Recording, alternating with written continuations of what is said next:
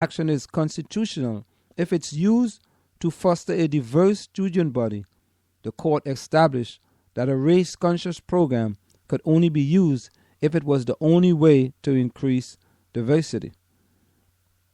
The court majority felt the U.S. Court of Appeals for the Fifth Circuit hadn't pushed UT enough to prove that its race-conscious admission program was the only available way to foster diversity. The university must prove that the means chosen by the university to attain diversity are narrowly tailored to that goal. On this point, the university received no deference, Kennedy wrote. Strict scrutiny must not be strict in theory, but feeble in fact.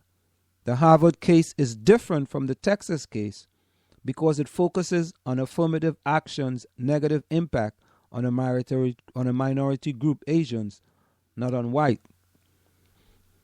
The lawsuit uses a 2009 study done by Princeton sociologists that concluded while the average Asian American applicant needed a 1460 score to be admitted, a white student with similar GPA and other qualifications only needed a score of 1320, while blacks needed 1010 and Hispanics 1190.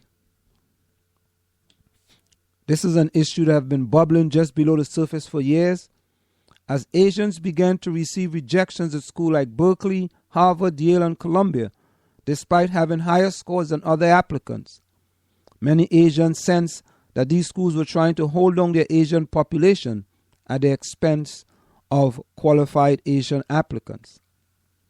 If a college wanted to avoid having a disproportionately high number of Asian enrollees, it will have to hold them to a higher standard. Blum Group also filed suit against UNC Chapel Hill for discriminating against both whites and Asians. Harvard issued a statement defending its admissions policy. The college considers each applicant through an individualized, holistic review, having the goal of creating a vibrant academic community that exposes students to a wide range of differences, background, ideas, experiences, talents, and aspiration, wrote Robert Uliano, Harvard's general counsel, in an email to Fox News, adding that the school policy is legal. The lawsuit pointed out that in the advice that the Princeton Review, a popular college guide, gives to Asian students, it says, don't attach a photograph to your application and don't answer the optional question about your ethnic background. Write about something entirely unrelated to your ethnic background. The lawsuit claims that the repeated attack on affirmative actions only perpetuate the hostilities that proper consideration of race is designed to avoid. Racial preferences are a dangerous tool and may be only used as a last resort. This is now overwhelming evidence that race-neutral alternatives render reliance on racial preferences unnecessary. The suit suggests that elite schools give greater consideration to students with economic needs, which are known as race-neutral policies. The suit claims these are more effective for diversity than race-based policies. In a move that could prove extremely popular among deep-pocketed alumni at these elite schools, the lawsuit also aims to do away with legacy admissions that lower the academic bar for children of alumni, admitting legacy applicants 5 times the rate of other applicants. In addition, the lawsuit challenges early admissions filings, which tends to hurt low-income and minority applicants and give an unfair advantage to wealthy and white students. Tim Grosclose, a professor of economics at George Mason University, told Breitbart News that the case against Harvard is pretty remarkable. While some states have laws that disallow public universities to give racial preferences, this lawsuit has a much broader scope. If successful, it will mean that no university, not even a private one, can give racial preferences as long as it receives federal funding. If the results are similar to the results of California Prop 209, which outlawed affirmative action in California university system, the lawsuit will cause African American admission to drop something like 40 to 50% at an elite university, and it will cause Asian admissions to rise by about 10%, said Grosclose, who has held faculty positions at UCLA, Caltech, Stanford, Ohio State, Harvard, and Carnegie Mellon University. Now, I had to read that whole article. And what do I make out of this article? You know, it takes me back to tracking. If kids of color are tracked in classes across the country, and that's why I played that audio by Tim Wise. If kids are tracked all through high school, kids of color are tracked all through high school, when time comes to take the SAT, how are they going to score? You know, these are some of the issues that we need to deal with in our communities. And sometimes I get accused of only dealing with education. And I tell people over and over and over, it was due to an education that I am in the position I am today. If I did not get an education, as a matter of fact, based on my prior experience before coming to the United States of America, I think I was ticketed to be a failure in life. But I happened to come to America and got an education. And I've said this over and over many times. And I'm not afraid to say this publicly. My number one goal was to attend an Ivy League school. So I ticketed Brown University as the Ivy League school that I want to attend. Now remember, I graduated fourth in my class at Boys and Girls High School.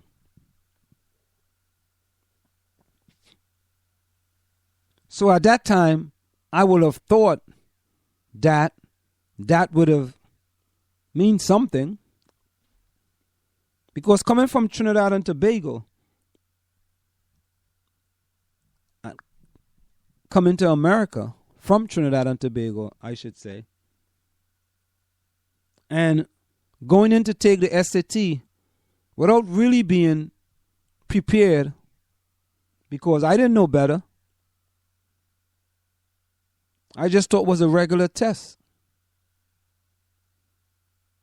But also, I must say, if the SAT was an indication of the type of student that I would have been, then I would have been a failure as well. So I guess not getting into Brown University, but being able to go to Seton Hall University was maybe a blessing in disguise. Because I guess based on my SAT score, I should not have gone to college. And you know, I just remember this. I remembered when I applied to go to do my MBA. And I took the GMAT. There was just something about those tests that I mean, I prepared, I took classes and everything. I guess I just, I mean, in my younger years, we were never prepared to take those type of tests. So as I became a student at college and then going on to take the GMAT, it just wasn't working out. However, when I took the GMAT, again, problems. But I applied to the school anyway, and I got in. And they told me I had to be a non-matriculating student, and I have to take the GMAT again. So I said, fine. I said, what I'm going to do, and I'm working full-time now, what I'm going to do is I'm going to take 12 credits.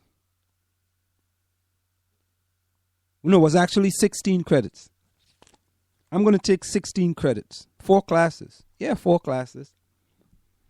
And in these 4 classes, I must have an average of at least 3.5, a 3.5 average. So happened after the semester was over, I had a 3.6 average. So I decided that I was going to speak to the dean. And I told the dean simply, I said, if you look at my grades, it appears that the GMAT is not an indication of the type of student that I am and that I could be. And if you look at my transcript, it will give you that indication. I said, I had nothing to lose. Remember, I always told you about that quote that I used. Your circumstances may determine who you are, but you are responsible for who you become. So I spoke to the dean. And it so happened, the dean actually agreed with me. The dean said, well, Anselm, you have a very valid point. So we are going to move the none from in front of the matriculation and make you a matriculating student. That was one of the best days of my life, ladies and gentlemen. I must agree. It was one of the best days. Because being the first one in my family to go on and get a degree, and now being the first one to go on and get an MBA in finance as well, it was a really, really happy day. They have that song, Oh, What a Happy Day. Yes, that was a fantastic day. A really fantastic day. So when you see what's going on at Harvard, I guess you just got to wait for the court, for this action to go to court and see what happens. But, you see, the study is saying that the reduction in minorities at this school will be about, they said it's about 10%. It will be a reduction of about 10%. But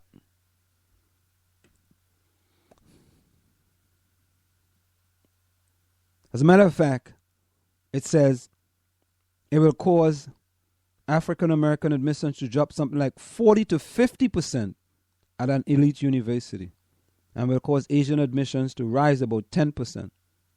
So 40 to 50% of African Americans to try to do something else with their lives.